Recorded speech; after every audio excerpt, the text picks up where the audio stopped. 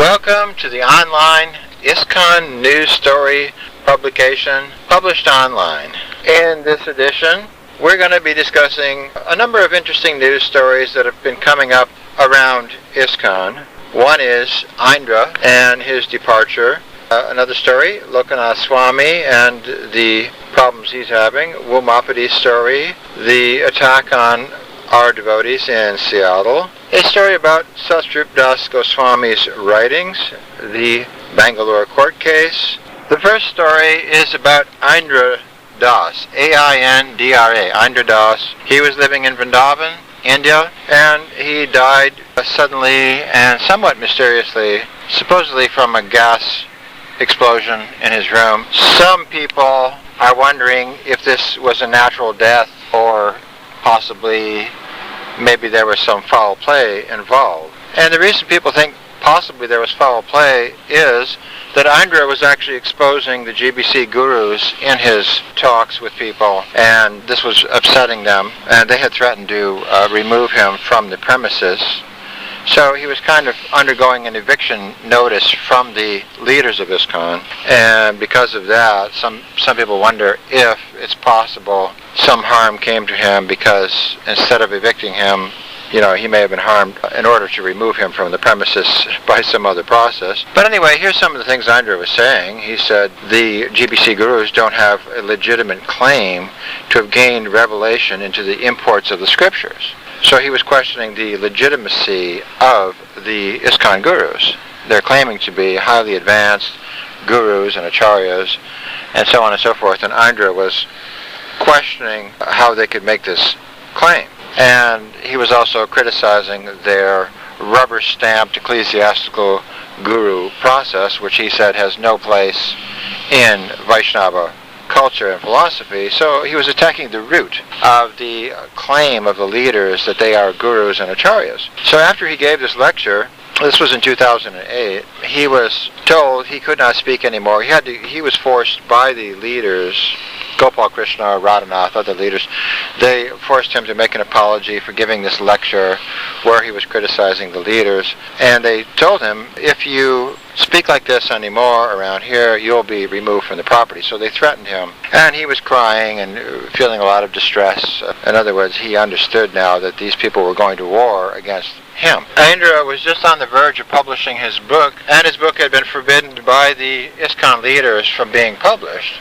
So we do think this book contains even more criticisms of their process of rubber-stamped and ecclesiastical gurus. We're trying to get a copy of this book, but the fact is, he was being suppressed, and just in the middle of his being suppressed, he all of a sudden died. Therefore, a number of people suspect some foul play may have occurred, because this is sometimes the way that dissenters are dealt with in ISKCON. The next story is about Lokanath Swami. Lokanath Swami is a big ISKCON guru from India, and we now have contact with the victim that he molested, a young girl who was 11 years old at the time. He was attacking this girl for a 1 week long period while staying at her parents' house. He was chasing her around, and the GBC tried to cover this up and say, well, his hand slipped and he mistakenly touched her inappropriately, and that's not what happened at all. He was chasing her around. He touched her a number of times. So, in other words, he's a child molester. Now, this was all covered up. The GBC told everybody to be quiet, don't worry about it, we're going to fix it, and of course, they never fixed it, never had any intention of fixing it. And now, the woman that Lokanath molested, she's now a woman, 32 years old, is seeing that ever since she was molested and the story came out, Lokanath has been inching his way up the ladder of the ISKCON and GBC management to the point now he's one of their main important messiahs. Now the next story is related to all this. This is the story of Wumapadi Swami. I think his name is Wally Sheffy. Anyway, he was molesting boys, apparently young men. Anyway, he wrote himself a letter admitting that he had victimized 7 younger men that were supposed to be his followers.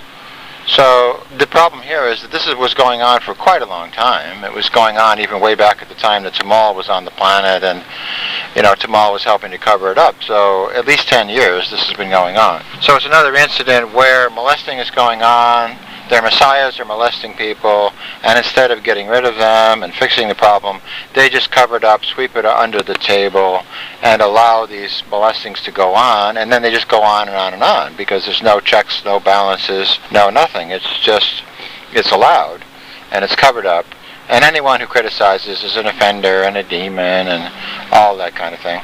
And so it just makes the victim pile get bigger and bigger and bigger. Instead of nipping it when there's one victim, they just wait until there's 7 victims, 10 victims, 100 victims, 500, They don't nip it when they find out about it in the first instance. They keep it going.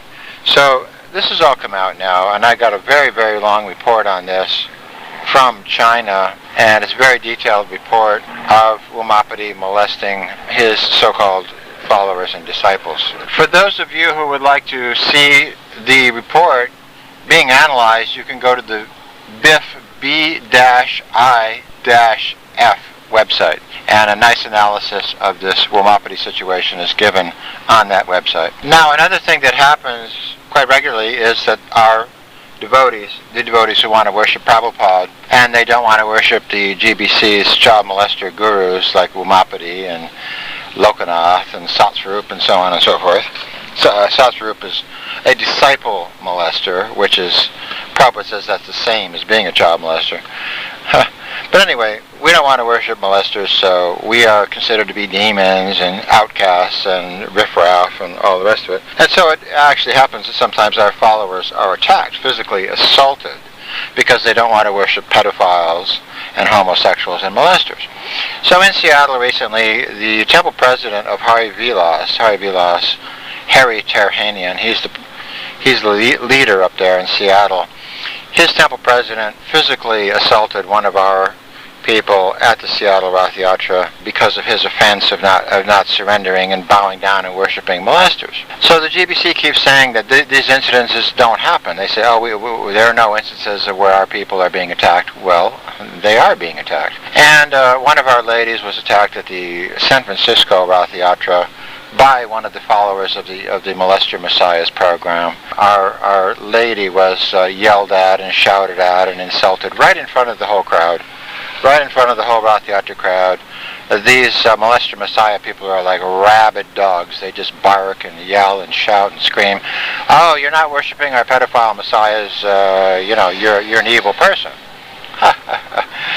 But anyway, this is good news, because it shows how desperate they are. All they can do now is shout, yell, bark, scream, call names. They can't actually come up with any siddhanta or any scriptural arguments. It's come down to just barking like dogs now. So we're very glad of that. And on the other hand, we have to say we're very proud of these martyrs, these people who are going out, glorifying Prabhupada, challenging the Molester Messiah program of the ISKCON GBC leadership. They're very brave martyrs. And martyrs always go to at least the heavenly planets, or beyond that, in the ISKCON philosophy. So one of our devotees in the Malaysia, I think it was, he was beaten up by some of the Jayapataka people over there. And so, these people are automatically blessed by Krishna. Anyone who is attacked for glorifying Krishna and the pure devotee will be blessed. So we're very proud of these troopers who are doing a great job of risking their life, risking life and limb to glorify Krishna and the pure devotee. Now, another story we have is about Satsvarup Das Goswami. He is the main writer of all of the GBC reports in the early years. The 78, 79, 80, 81, 82 major papers of the ISKCON leaders were written by Satsvarup, including the 1980 paper where he said that the Mahajans have difficulties. He was trying to say that the ISKCON gurus are like the Mahajans, and the Mahajans have problems, and, therefore our gurus, we shouldn't be too surprised that our gurus are having the same problem. So instead of saying, illicit sex, drugs, homosexuality, all this type of stuff does not occur in Krishna's pure devotees. Instead, Satsvarup wrote a paper saying, well, actually, this stuff occurs, it's a common thing, don't worry about it. Even the great devotees have all these problems. Anyway, he's written all kinds of papers for them. Now he's writing really wacky stuff. He's writing that he's reading the poetry of Salvador Dali's homosexual friends, and he's reading poems about the love affair between a cockroach and a butterfly, and this type of thing inspires him. He's also watching television. He's watching the football games, and all kinds of crazy things are going on here. He's, in other words, very materially absorbed in all kinds of material things, and yet he's still the Acharya and the Messiah of ISKCON. They haven't really removed him from his status. He's been suspended, he's been chastised, he's been censured, and different things like that. But he still is being worshipped all over ISKCON as a guru. And the most important thing is his books, with all of these crazy writings, are being sold all over ISKCON. So, you can read about the love affair between cockroaches and butterflies now, thanks to the ISKCON managers, because they're promoting Satsvarupa's writings all over ISKCON. Every ISKCON temple has Satsvarupa's books, practically speaking, at least every temple I've seen. His books are being promoted on the ISKCON website. So he's a big promoter of homosexual poetry. He also listens to jazz music. He says he likes to listen to Dizzy Gillespie and the jazz masters of the 1940s. And he listens to Thelonious Monk and people like that. In other words, he's listening to mundane music, he's watching mundane television, he's reading mundane poetry, and therefore he's a Messiah. Now, another thing that's going on is the Bangalore versus Bombay court case. A lot of people don't realize what is really at stake here and what's going on here. In a nutshell, the Bangalore temple has opened 14 centers around India where they're feeding the poor children of India. They're feeding right now 1.3 million children every day.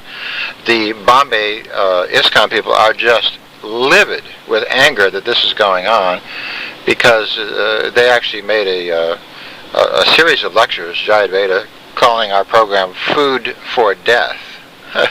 They think giving food to the poor people is a terrible, mundane program. No one should be distributing food to the poor. So they didn't like our program, so immediately they slapped a giant lawsuit on our Bangalore people, trying to say that they're not really part of ISKCON, they're bogus, and so on and so forth. Now, what's interesting about this is they're spending millions of rupees to sue our people. Meanwhile, they don't have money to pay for their electricity over here on their farm in Tennessee. The roof is leaking in the Palace of Gold. The foundation has problems in the Palace of Gold.